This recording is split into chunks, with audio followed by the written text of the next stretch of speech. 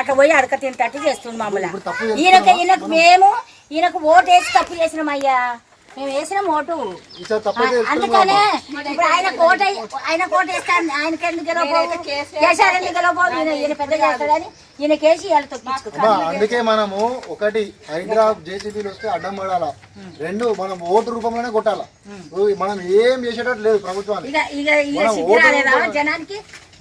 ఇక జనానికి సిగ్గు రాలేదా? ఫ్రీ మళ్ళీ చేస్తారు ఓటు ఆయనకు. బస్సు ఆడు కూడా ఎక్కితే ఎచ్చిపో అంటుండాడు, బస్సు ఎక్కితే ఫ్రీ పెట్టిండు, ఏం లాభము? ఆడోళ్ళకి పంచాయతీ పెట్టిండు, చాటలా తౌడు పెట్టి కుక్కలకు తమాషా పెట్టిండు, కొట్లాట పెట్టిండు. బొక్కకు నల్లి బొక్క ఎట్లా వేస్తే వాసన, ఇప్పుడు ఆడోళ్ళకి అట్లా పెట్టిండు. ఆడు బస్సు ఇట్లా చెయ్యి ఇట్లా ఆపితే అప్పుడు ఆపేది, అయ్యో ఆ మనిషి వస్తుంది, ఎప్పుడు ఈ మనిషి బస్సు ఎక్కుతుంది. ఇప్పుడు లేదు, వీడుంటే నీకు ఇంటికి వచ్చి ఆపాలా, ఇట్లా రెస్పెక్ట్ ఇస్తలేరు మనుషులు తెలుసా. ఆ బస్సు ఎవరికక్కడ వస్తుంది?